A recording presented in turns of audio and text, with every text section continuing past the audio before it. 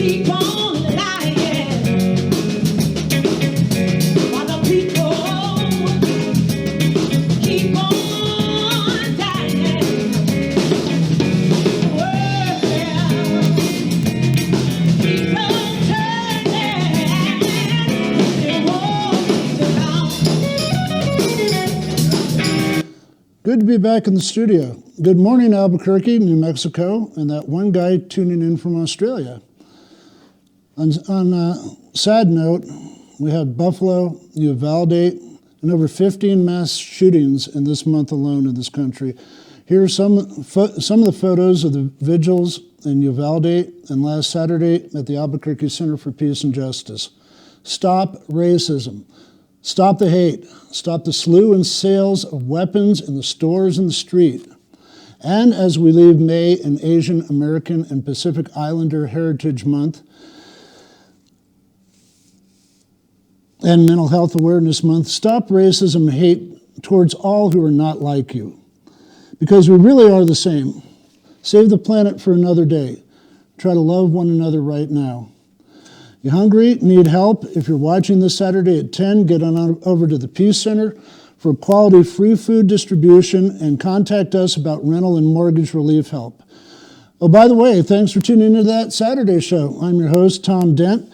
That Saturday Show brought to you by the Albuquerque Center for Peace and Justice, your refuge for sanity in this crazy, dangerous, hyperinflated world. Some announcements. Molly's meditation group has been moved to Wednesdays at 10 a.m. at the center. June is Gun Safety Awareness Month, so be sure to attend the Gun Safety Forum at the La Mesa Presbyterian Church at 11 a.m. this morning at 7410 Copper Southeast. The Rio Grande Celtic Fest is at Balloon Fiesta Park and going on all weekend. And finally, be sure to attend our award-winning Peace Cafe at 202 Harvard Southeast every Thursday starting at 10 a.m. through 3. On today's show, we're joined by our friend Nicole Rogers to talk about the city's Office of Equity and Inclusion and their Juneteenth celebration at Civic Plaza coming up on Saturday, June the 19th. Next week, we'll have Moneka Stevens on to talk about the People's Juneteenth celebration at Roosevelt Park. We're joined by Enrique Cardiel to talk about the International District. And our music today features Saint of Trains doing Blacktop Graves and American Dreams. And our music aficionado, our music maven, Matt Johns, performs Rich Man's War. You'll see a clip from Professor Richard Wolff, who talks about unions and the economy. And finally, we're joined by Michael Sweeney and Alyson Sweeney, the founders of the Center's latest local business partners, Michael Thomas Coffee. It may be Animal Week on goofy photos, but here we go. Okay, our first goofy photo is, here's a monkey sneaking in a window. I think I'll take that orange from you. Cats have to have a place to sit, and they're going to sit where they want. Our next one, this speaks for itself. This is kind of how half of us feel today, or all of us feel right now. Next photo. Oh boy, Lloyd has done it again. He has presented King Don Schrader, the host of another show at Studio 519, Clearly From My Heart, and the most popular street person in Albuquerque. And this is, I think it comes from a feature called something like Architecture Keeps Messing With My Head or something like that. Time for some tea. Our next photo is, okay, there you go. If you're in Texas, Colorado has some of their own. Arizona, right at the state line, there's a dispensary waiting for you, and we're waiting for your money in New Mexico. And we could definitely need it. There you go. This is one of the best sand sculptures ever, and if you've watched Roadrunner and Coyote, you know exactly what we're talking about here. Okay, so on our show, we have Nicole Rogers with the city's Office of Equity and Inclusion, and we have the renowned local musician Dee Brown as part of her Juneteenth team. How are you guys today? Doing well, doing well. Dude, All right. Great, thanks for having us. So Nicole, what's going on? Yeah, so I am a part of a larger community team working to plan Juneteenth at Civic Plaza. We'll be there Saturday, June 18th and Sunday, June 19th. And this will be the third year this community group is kind of planning together. And we're really excited to be back at Civic Plaza. Right. And I do have the date right. It's the 19th or the 18th? We're doing both. So we're doing Saturday the there you 18th go. and Sunday the 19th. All right. Yeah. And what's going on there? Do you have food, booth, music, speakers? All of the above. We're going to have people speaking. We'll have live music. We'll have DJs. There will be some talk about what Juneteenth is and explanation of that for those that are a little unclear. And now that it's become a national holiday, people are more interested in it. So we'll be able to clarify some of that. A lot of good music on both days. And definitely some community members as well coming up and speaking on those. Great. So fill us in a little bit on the history of Juneteenth, please. Yeah, so for Juneteenth for the Black community is our Independence Day. And June 19th, 1865 in Galveston, Texas is when down here in this part of the country, in Texas, they were like, hey, we're just not going to tell you you're free. Right? And it lasted for 2 years past the Emancipation Proclamation. And so we have a belief in the Black community that if we all aren't free, none of us are free. And so for us, 2 years after the Emancipation Proclamation is really our Independence Day because it's when we were all free. And I mean, isn't that crazy? 2 years after. And it took crazy. federal troops coming in, and I think his name was Granger, coming in to actually go through the streets of Texas and yell and say, you're free, you're free, you're free, for folks there to know about it. Yeah, and like I said last year when we were talking about Juneteenth, if you've ever seen the movie News of the World with Tom Hanks, that's how kind of was back then in Texas. There was all sorts of different towns that thought they ran everything like fiefdoms and things like that, and there were towns that believed the way they wanted to believe, and a lot of those beliefs did not include people of color at that time. Yeah, definitely not. So what's exciting is our theme is healing and unification. So we really listened to the community. We did a survey last year after our event at Civic Plaza last year, asked the community, what do you like? What did you like? What do you want to see more of?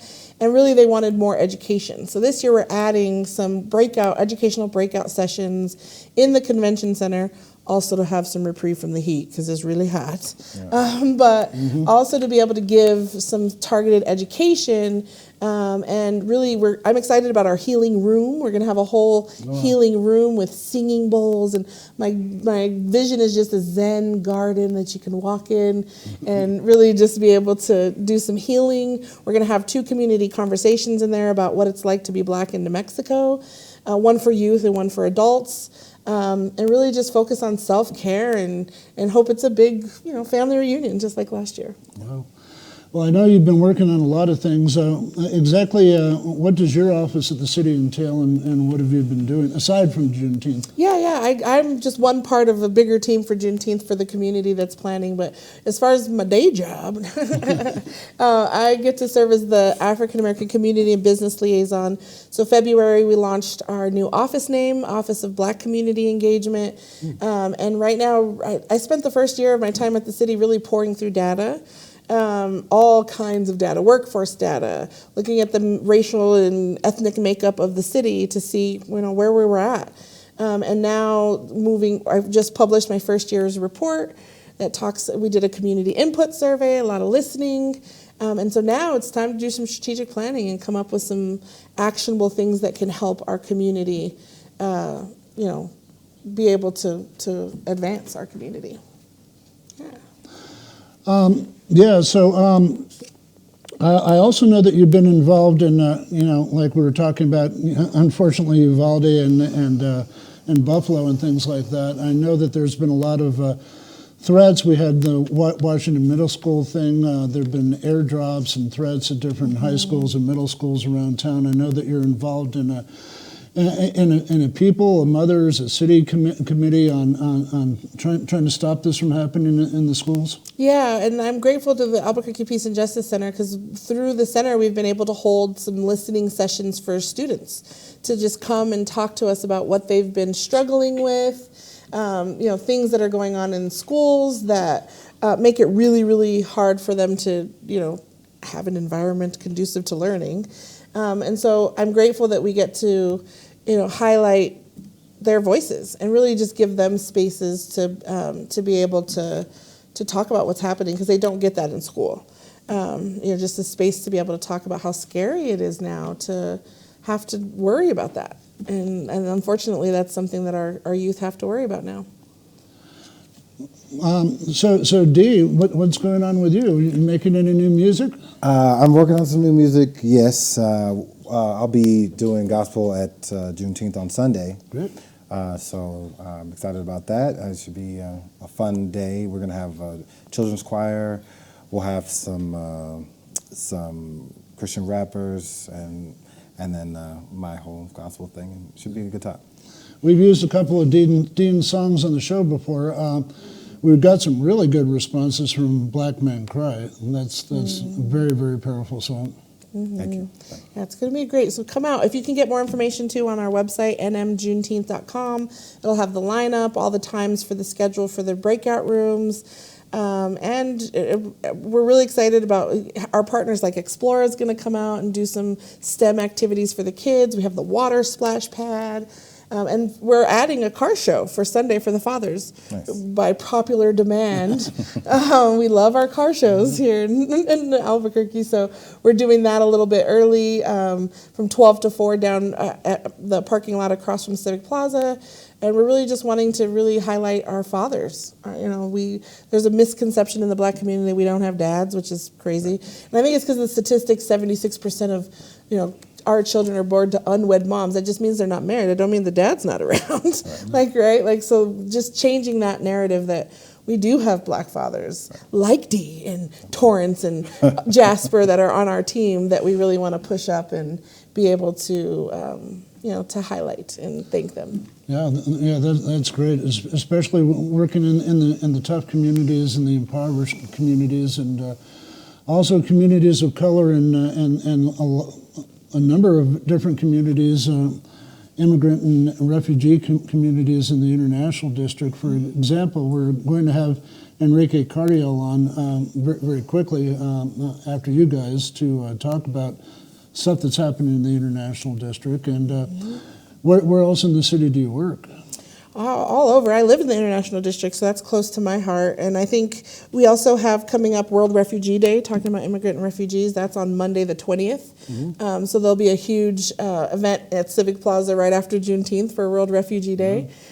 So it'll be a packed weekend. We also have United Soccer is doing a Juneteenth game on June 22nd, Wednesday the 22nd for us. And even Isotopes is joining the Juneteenth game, and we're doing some fun stuff on Sunday at the Isotopes Park for Juneteenth too. So we're really excited. It's going to be a whole week long of fun and just really celebrating all things Black. So on another subject, what do you think about what's going on with the city altogether? Unfortunately, we joined a couple of groups in the Stop the Stadium campaign because we thought that the guy that owns the team, Peter Travisani, seems to have billions of dollars and could be able to build a stadium himself and not gentrify and wreck historic neighborhoods in Albuquerque. And there's one thing I just saw, and it really weirded me out because I know that some of the Veterans for Peace people and other anti-war groups are very disturbed, and anti-nuke groups are very disturbed that there was a little place across from Flying Star on Central that set up that was called the Q Station. And from my understanding, they were bringing in and recruiting techs from all across the country to work on the close to $1 billion nuclear proliferation research and building that's going on up in Los Alamos, as well as the plutonium pits and the man camps, not to mention the fact that everybody in the world's nuclear waste is going to start coming in here to Holtec and all that. But I saw this thing about the city applying for this this contest to do something called a Space Valley, and they want to build it downtown, and they've won $500,000 from the federal grants already, and the last 16 competitors for this huge building project, and they're going to have labs and studios and lecture halls and all sorts of things. But when I saw the artist rendition, down here was a little thing for a Q station, and I'm going like, what does nuclear proliferation have to do with going into outer space? And then I'm going like, let's keep the nukes out of space, and what's wrong with this architect? But getting back to the international district, I'm going to talk to Enrique a little bit about this. Is that I live right across San Mateo in District 19, and this is actually the first time that we have. I think every candidate for that state rep office lives in the international district, and that's never happened before. But there's this huge thing that used to be the Parkland Hills Shopping Center across at San Mateo and Catherine. It's about 4 acres, and the city has talked about setting up the Public Awareness Department building there.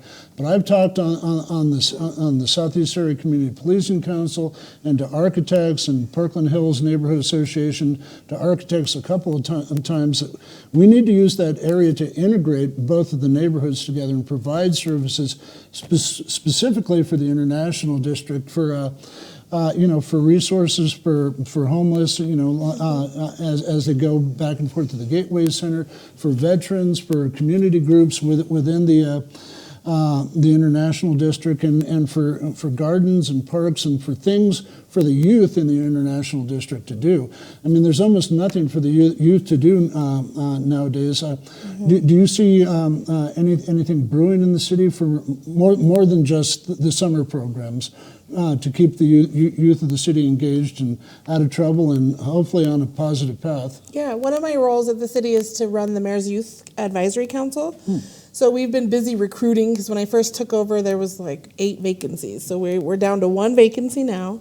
And so if there's a youth out there that are interested in getting involved in actually giving recommendations directly to the mayor about what you want to see, we're getting ready to actually talk and actually plan more youth events. I think we've identified the gaps in there's a lot of stuff for littler kids to do, but not really the teenage ages. So there's a lot of work going around about that. I was on a meeting today with putting together a new work group to do some youth engagement, partnering with lots of different people in the city. And so we have, I think it's a priority. I think Albuquerque, the land you were talking about, Albuquerque Community Safety wants to put their hub there, which is a hub for safety and resources and things like that for the community. And I think that's why they want to be in the International District, looking at call volume and things like that. And I live in the International District. I see it every day driving to and from work every day. Yeah, and that 7-Eleven there plus the one on Solano have been identified as 2 of the major, unfortunately, crime hubs in the city. And the area that stretches from San Mateo and Gibson up to where they're building the new library in Wyoming has been designated for a long time as one of the most dangerous areas in Albuquerque, if not the state. Yeah. So yeah, we definitely need public safety. We need lights. We need all sorts of help for the international and district. Housing's a big one. Really, especially with everything being hyperinflated and people being in danger of being on the street. And I do want to thank you guys and your team out here for coming out tonight. Thank you, Dee. Thank you. So just one last thing, please do one last plea for or invitation for everybody to come out to Juneteenth. Yeah, we're excited. There's a lot of great events happening. I mean, I know there's so many things to go out and do. So we hope you come to Civic Plaza, but we just hope you get up and do something on Juneteenth. And so, remember, it's a free event. You come out and enjoy a lot of good music from local artists and major acts that we're bringing out. Go to www.newmexicojuneteenth.com. Check out all of the schedule and everything. I know we have Mick Jenkins coming. And then we have a gospel day, Mills, yeah. Austin Mills. We have a gospel day on Sunday. Both days are free, and there'll be a lot of local vendors, food, clothing, all sorts of things. Come Thank out you and guys just- very much for coming this morning. Thank you.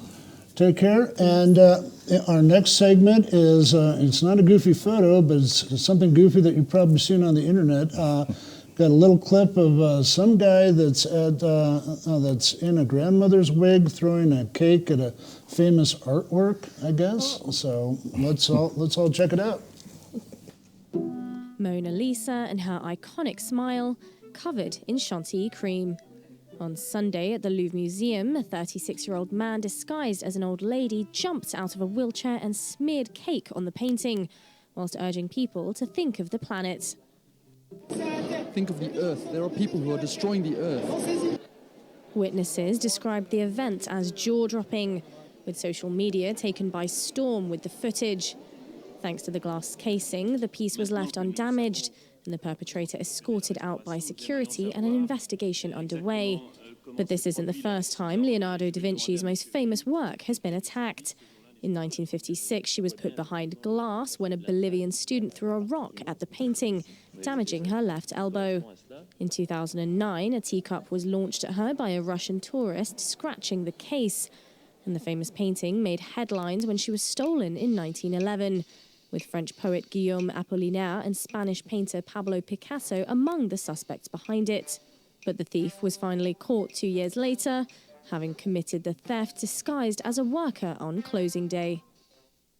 Well, that was pretty strange. I heard about that on the internet, but I didn't see that. I heard that he was in a wheelchair too, so that was a little strange. I have one quick announcement. You know, we've been following the trial and everything involved with the, was he a militia guy, was he a Proud Boy? And in any case, he showed up at the Don Juan Giornate protest and shot Scott Williams 3 times in the back. We just found out that on the 31st of May, there was a motion trial for Stephen Baca, at least on 2 charges of aggravated battery. And the motion trial means that either the prosecutor or the defender, the defense has asked to speed up this trial so it actually happens. So something actually is happening on that front finally. With me in the studio now, I've got Enrique Cardiel, and Enrique and I go back a ways in the Peace Center, probably to the People's Tribunal, and before that, your group has played at our gala a number of times. And what is the name of your group? That group's called Las Otras. Los Otros, and you play with a number of different groups, Yes, right? yeah. And you play bass? I play bass and accordion with Las Otras, and I play accordion with a group called Sin Límite. Oh, great. And Enrique and I have been involved in police issues and helped form a feedback session after the second James Boyd protest that was horribly mishandled by the police and other things. And I think when Enrique and I first met, for a while we kind of looked at each other like who is this guy? And he looked at me like, who in the heck is this guy wandering around the Peace Center? You've been involved in a number of community groups. I know you live in the International District. You've been involved with La Raza for a while. Can you tell us a little bit about La Raza? Sure. La Raza Unida was a Chicano movement, political party that started in the 70s and has continued as a community organization up until now. And there's members here, Arizona, California, and a few different states. And so people are still active, still working on issues that impact the Chicano community, as well as the immigrant community and just social justice work in general. Right. Yeah, you and your group have been well known at different protests for different issues, for dreamers, immigrants, a number of different issues. Were you involved in putting on the Day of the Dead parade? Yes, the Dia de los Muertos event started with like maybe 15 people at Westside Community Center. I think it was on a Saturday or Sunday, maybe 92, 93. And then from there, it transformed into the Muertos y Marigolds parade, and I've been a part of that since the early 90s. Wow, so you've been very active. What do you do for a living? I do public health work, so that's right. been slightly busy the last couple of years. So I'm currently the director of the Health Equity Council, and we work on a variety of things from obviously COVID response to opioid use prevention, substance use prevention, overdose prevention, healthy eating, active living, and also do a lot of work around healthy policy. So we research health impacts of policies and present that to folks. That's incredibly important work. And you work with Bernalillo County? No. No? The state started the health councils as maternal and child wellness councils in '92, and then the state kind of abandoned the funding in 2008, I believe. And for our county, Bernalillo County picked up the Health Equity Council. It was the Bernalillo County Community Health Council back then. And then the county dropped it, and so in 2015 it became a nonprofit. So, and part of that changing of the name was just to clarify to folks that we aren't part of Bernalillo County government anymore, but we still work with Bernalillo County and City of Albuquerque governments. Great, that's incredibly important work, and I know that you've done a number of great things in the International District. I popped out with you to help pick up needles around Wilson Park once. I know you guys do that all the time, and we all helped with the pop-up park near same area that we were talking about before, San Mateo and Catherine.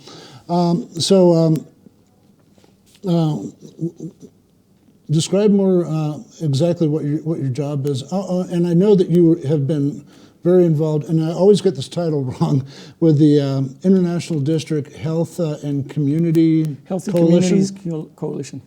And what did that work entail, aside from picking up needles and helping with projects? Yeah, well, that started as the Southeast Heights Health Council when Loveless shut down.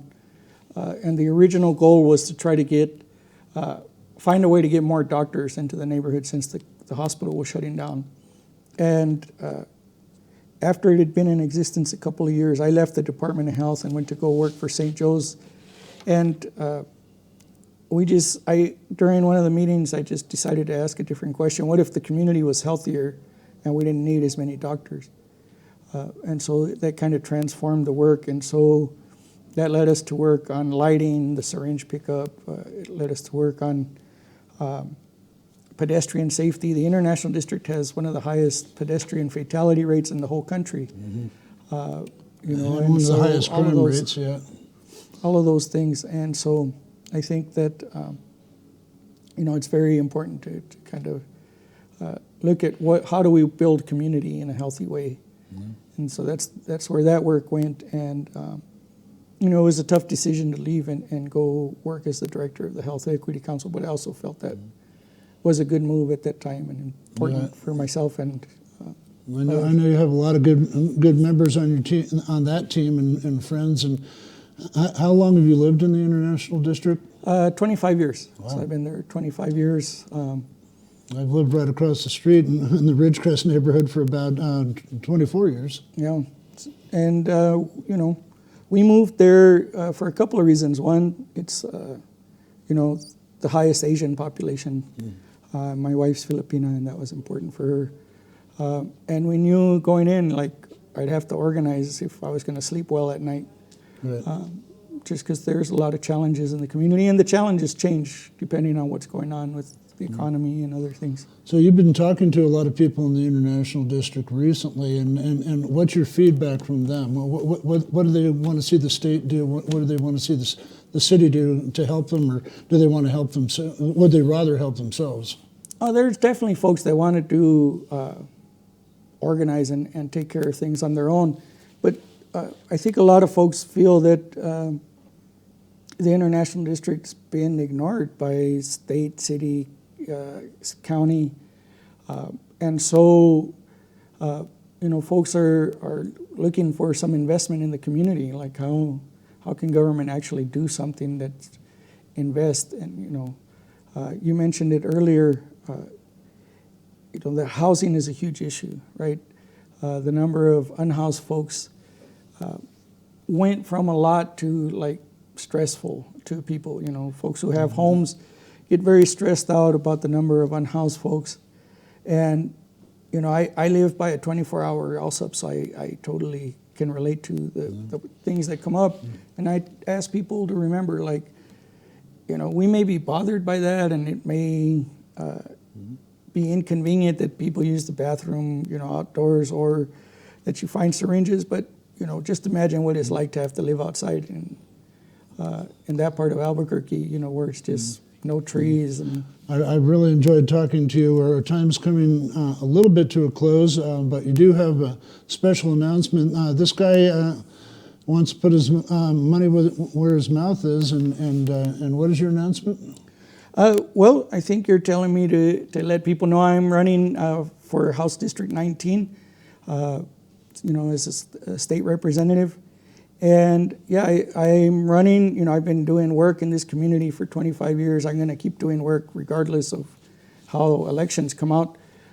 But really, I think having some more capacity to take the voice of folks up there, and to have somebody that lives, you know, near Central and Louisiana be a representative is not what usually happens, you know, for our community. So Great. Well, good luck, and thanks for stopping by the studio. Everybody get out and vote on June the 7th. Can't tell you who to vote for, but here's a guy that really cares about his community. And right now you're going to be seeing a little clip from Professor Richard Wolff.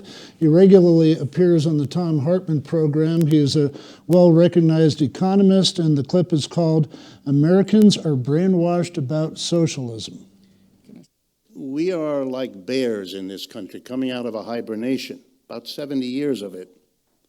Since 1945, when everything changed, from a society in which socialists, communists, Marxists occupied all the normal positions in society as teachers and workers and bureaucrats and unionists, when we had a New Deal that celebrated many of the objectives socialists have always supported. Across the United States had a big picture over the wall, the clerk's office where you bought stamps. And there was Uncle Sam with his hat, arm in arm with Uncle Joe, which stood for Joseph Stalin. After that, there was, not so surprisingly, a terrible reaction.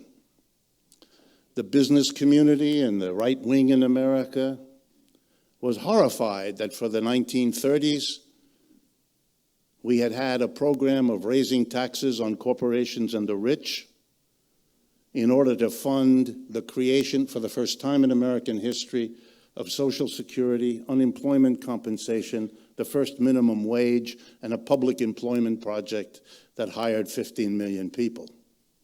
The rich had to pay, and the mass of the Americans got the benefits. This was so horrific, it freaked out the forerunners of the Koch brothers. And then an alliance with the Soviet Union finished off whoever wasn't freaked out already. And so in 1945, everything had to be undone. The New Deal coalition, for those of you who remember your history, socialists, communists, the CIO unions representing tens of millions of American workers, they're the ones that made all that happen. They're the ones that made Roosevelt do all those things. And they had to be defeated, and they were. And the way you break up a coalition is you find the weakest link, or what you can make out to be the weakest link, and suddenly communists and socialists who had been the militants making the 1930s the greatest unionization period in American history. We never had anything like it before. We've never had anything like it since. Communists had to be transformed, and likewise socialists. From the great allies in the war, from the great vanguard of social programs in the 30s, they became agents of a foreign power likely to be interested in strangling your cat. And they had to be driven out of the unions, the 1947 Taft-Hartley, driven out of their teaching jobs, driven out of the consciousness of the American people. who were terrorized about being interested in those things, as they have mostly been in the last 40, 50, 60, 70 years. A personal note. When I went to college as a young person, I was interested in learning about Marxism, and I asked my teachers in the university, what course can I take to learn about Marxism? Half my teachers explained to me there isn't any, nobody here knows anything about it. The other half said, oh, yeah, we know about it, but we're way too scared. We're not going to teach you anything about it. In my undergraduate and my graduate years, and I majored in economics, I'm an economics professor, here's a fact.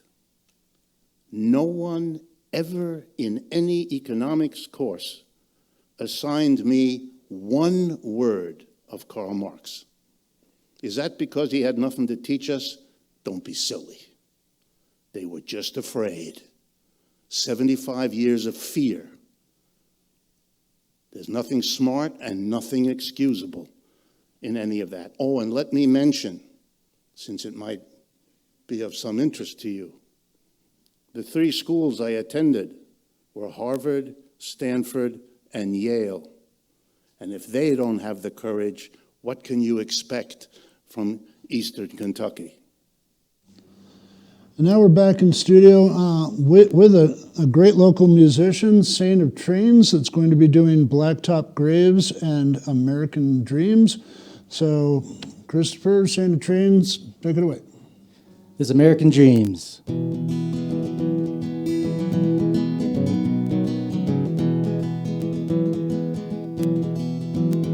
Well, I'm stuck on this broken bus, and it's bound down to Arizona. Well, I'm making my way straight through the belly of America. And all the big board signs outside, they're clawing at my window. Yeah, they try to tell me who my God is and which road will take me home. As a single mom that hopped on back in Lewistown, and she's sitting next to me. Yeah, and she's nodding off because she works 3 jobs, trying to make the ends meet. Well, I know it's tough and she won't give up. Well, I've seen it all before. Yeah, some bottom wage without raise, porque es de Mexico. And all these American dreams, well, they ain't no dream, they ain't no dream of mine.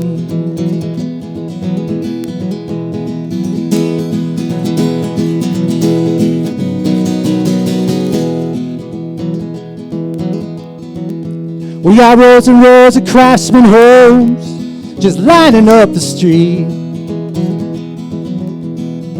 Then we got rows that hides at the shadows where the rats and the homeless man compete.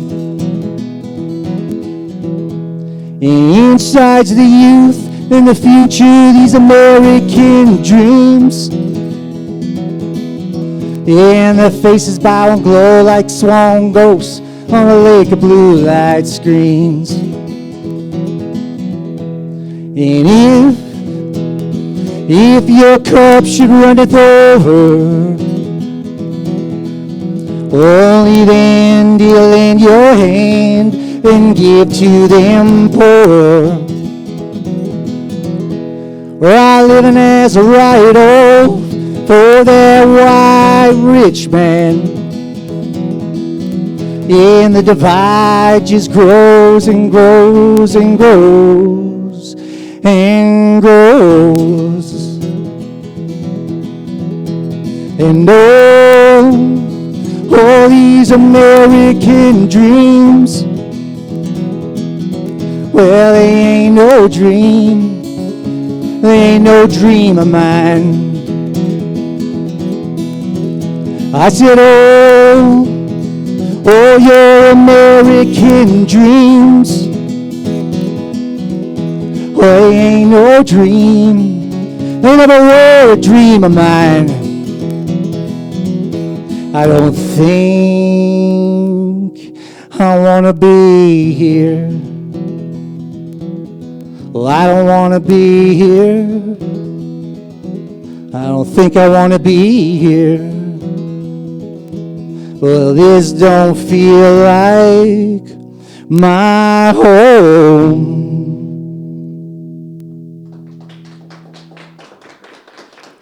This next song is called Blacktop Graves, and I wrote it for the mother of Michael Brown.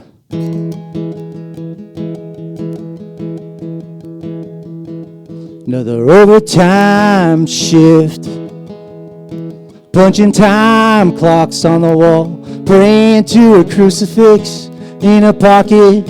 She presses on and on. When the call came in, it was just past 1. A cigarette break was ending in the back store parking lot. It said, darling, I think that you need to come home. Oh, darling, I think that I see your son in the road. The police line was thick. Yeah, the faces, some she knew, and push come to shove, but the cops wouldn't let her through. So she reached her hand out and cried, let me have my son. She reached her hand out and cried and cried and cried, but her God would not come.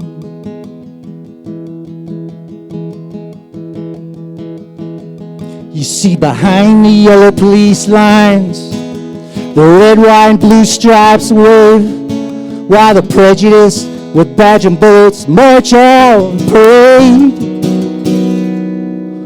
While another black boy lays face down in a blacktop street.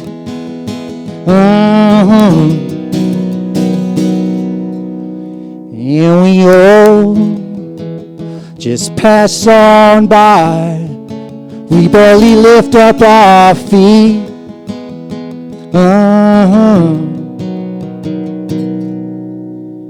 Yeah, we all just pass on by over these blacktop graves.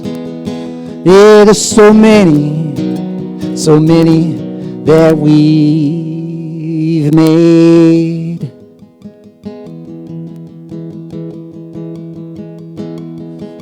Well, hey, Michael Brown, you're laying face down out on my street.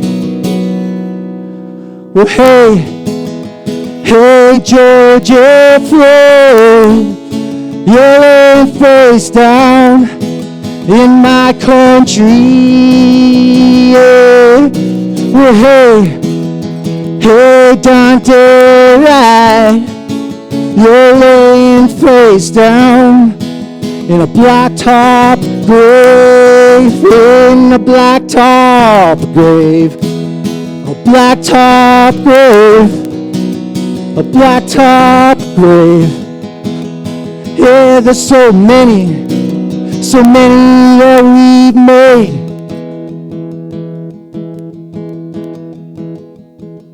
Another overtime shift, punching time clocks on the wall, praying to a crucifix in her pocket. She presses on and on and on. Every time she nears that blacktop street, her face falls to her palms and she weeps. and we all just pass her by, 'cause we already forgot all about a blacktop grave.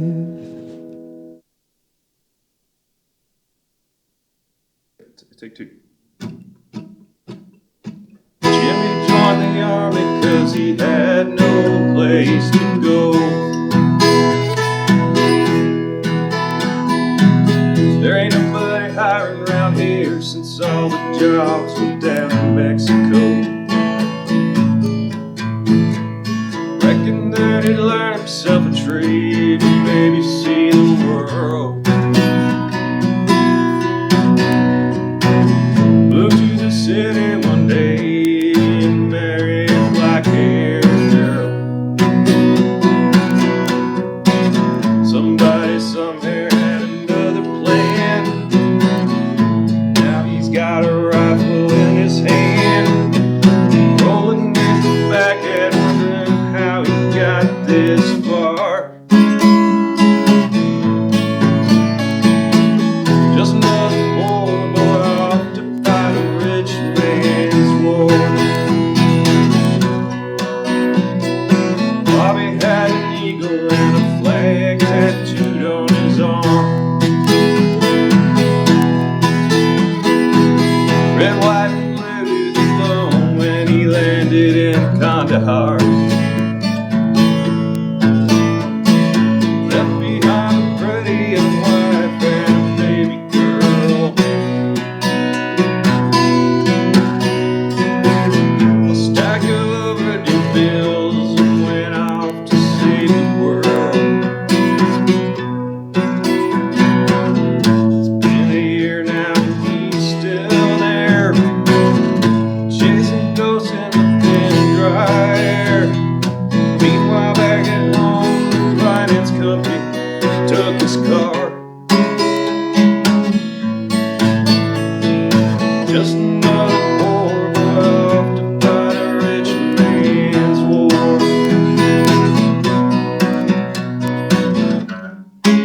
When will we ever learn? When will we ever see? We'll stand up and take our turn. Keep telling ourselves we're free.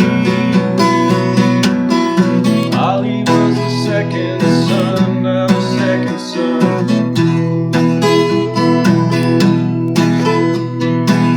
Grew up in Gaza throwing bottles and rocks when the tanks would come. Ain't nothing else to do around here, it's just to game, chill, and play.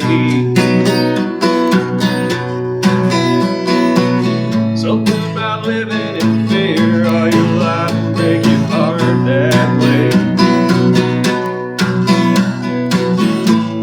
He answered when he got the call, wrapped himself in death and breathed out loud.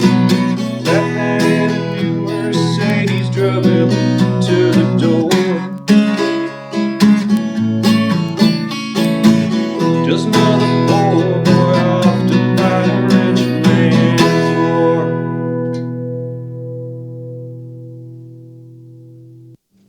Thank you, Matt John at the Pew Center singing Rich Men's War, that was written by Steve Earle. One of my other jobs at the Pew Center, I'm treasurer of the board, and I'm helping to start a new campaign with the Pew Center called Pew Center Business Partners. These are local businesses in Albuquerque that we've frequented, that we've loved, that we've had on the TV show before, like Lumen Wellness, Quinicia's Cakes, a number of different businesses. And to talk about our first pretty official local business partnership is I'm here with Michael Sweeney and Alyson Sweeney of Michael Thomas Coffee. And you know, when I was talking to Enrique, I was saying that I've lived on Nob Hill for about 24 years, and gone down Carlisle a lot, and we kept seeing this one building, and we didn't know what it was, and all of a sudden it had a sign on it, and I'd go to my wife and my friends, I'm going like, how is there a business? This is sort of like a residential area. Who are these people brave enough to build this funky little business in the middle of nowhere? And it's become huge. It's been Michael and Alyson, welcome to the show. Thank you, John. And what is the name of the whole place there? Is it called The Source or something like that? The Source, yeah, it's a wellness center. Right. And so we were going like, well, how did this business start off, and how did it pop up? And it's down on Silver. It expanded to other places in town.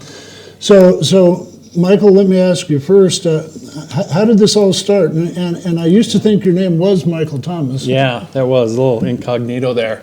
But I was an educator here in the public school systems, Wilson Middle School and La Mesa Elementary, and I was getting out of teaching for various reasons, and I wanted to go on coffee, something that I also had a passion for. And we looked around the city, and then my wife was just like, it should be in our neighborhood. And I live right there, stone's throw from Carlisle, the shop there. And so we converted an old 2-car garage, and it used to be Body Balance Wellness Center there. And they offered us a garage. And so, yeah, and everyone said, just like you, there's no way that's going to make it there. So, but, and we were just persistent.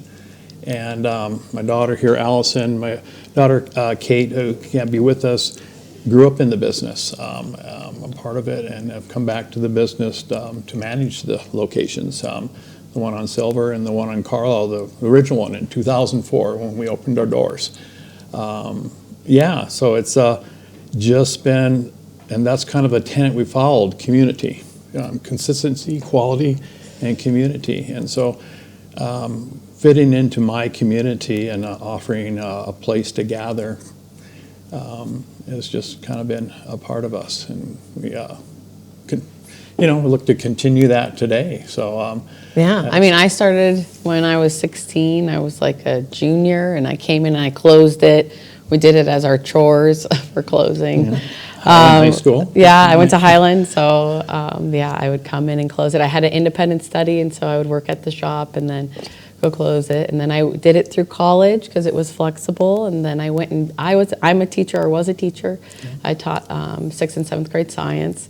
I did that for a number of years, and then I just was missing more of a connection that I was having, I guess, in the community. And so I came back to the shop and managed there. Well, it's really grown. I know at the Source, I've been there for meditation sessions, art galleries, talks, all sorts of things. And when after I drop my wife off at work and take my daughter down to school, the first thing I do before I go to the Peace Center is get my quad shot Americano. And and you look around, you come in sometimes and you see some of the most influential people in the local area, and people that sneak away from the Peace Center. They're there having their coffee at Michael Thomas. Yeah. And I think the first time I ever saw you wandering around, Michael, is my daughter went to Bandelier, and I know that my daughters as well. Yeah, and so we probably had a lot of the same teachers. But I've noticed for different events, for their Halloween drive and stuff like that, I'm going like, oh, it's got a bunch of local business sponsors. I want to get them as sponsors with this Peace Center as well, and I go. They always seem to be contributing to good causes and school events and things like that. So how did you get into all that? Well, as I said, as an educator, and it's just kind of a natural, my wife taught at Bandelier as well. I mean, we're kind of steeped it. She grew up in that neighborhood. I've been in that neighborhood since 95, lived there, and it just was a natural thing. So the charity, where they used to do charity, so they have charity auction, and for the music and art program, we were the main sponsor of that, and we come and bring our coffee, and we'd then donate towards it, and we'd bring the chairs that the kids would make, we'd put them in our shop and stuff. We did that the day we opened in 2004 until they stopped it 2 years ago. Yeah. So we work with a lot of local schools, Whittier, Zia, Highland, Wilson. Usually, Yeah. like it has been Highland Cluster because that's the community that we're in, and so we've just when they've come and asked, we could support them however they need or. Yeah, and would being like, an educator, yeah. that was just kind of a natural thing, and knowing that schools have always needed all the help they can, and teachers as well. I was in tune to that community, and we've continued that, and yeah, so. You know, well, my book, I had a little bookstore for a little while in a coffee shop, and I always overheard them talking about all the stuff that I couldn't keep track of. You know, I couldn't pull an espresso shot or be a barista to save my life, but I've always heard free trade and Ethiopia and Arabica and all this stuff, and I am addicted to your Tanzanian pea berries, so there is a whole science behind the whole coffee industry. Oh, very much so. So as you know, we roast our own coffee, and we do that in our little shop at Carlisle. That's why I'm mostly based there. And in the morning, my daughters roast as well. I've been roasting for 8 years in the business. And yeah, it is. There's an artistry and a science to it. It's also, you know, anyone can do it, okay? You just, you gotta love coffee, and having that attention is just all about cupping. Cupping is just the process of evaluating coffee. And so that's really what it is to know what the coffee you believe should taste like, and when you put it out there and it matches. That's, yeah, the part of it. And we have a large menu because I love coffee, and I love interesting different coffees, so we always bring it. Like right now we're focused on micro lots and then women produced coffee. So that's one of our big focuses we've been bringing in right now. We have over 8 different women produced coffees that we feature, and we will focus on those. As I said, the micro lots are single producer coffees as well, kind of the focus what we're doing with our roasting right now in the shop. Tanzanian's pea berry is a little different. It is a fair trade coffee. African, as you said, one of the best coffees in the world from the African continent. So, yeah. Wow. Well, when I gave you the template for our business partnership with the Peace Center, I think it was more of a give and take to let our members know, let our viewers know that there are great local businesses out there that you really should get out there and support. And that we wanted to set up an arrangement where, you know, if we hadn't had events or a special thing that was going on, a lot of times we have block parties and galas out in our parking lot. Hopefully we could have a table set up with Michael Thomas Coffee, or help cater some events with Michael Thomas Coffee. And also, if you were so inclined to become a formal member of the Peace Center and make a donation, that would be great. And also, if there was a way that we could put up signs in our events that are going on at your shops. Yeah, most definitely. We're open to all that. Yeah. That totally matches us. Been a fan of the Peace and Justice Center. It's in our neighborhood. Been there forever. Been to the events and stuff, and we've donated coffee to there previously, but it's really nice to be an official sponsor now and to help out in all events in any way we can. So if you are a local business in Albuquerque or even around the state, contact us. We'd love to partner up with you. And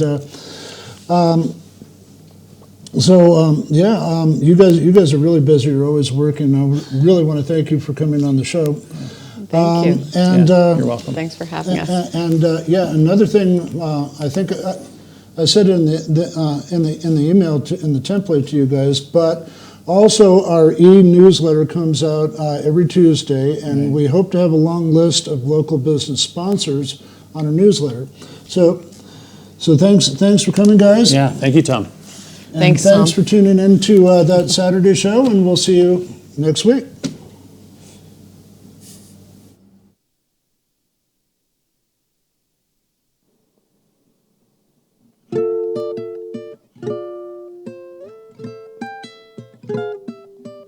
Until the next time, it's time to say goodbye. When you out here in the streets, keep it real, 505. We love everybody, we just want to let you know. Thanks for tuning in to that Saturday show.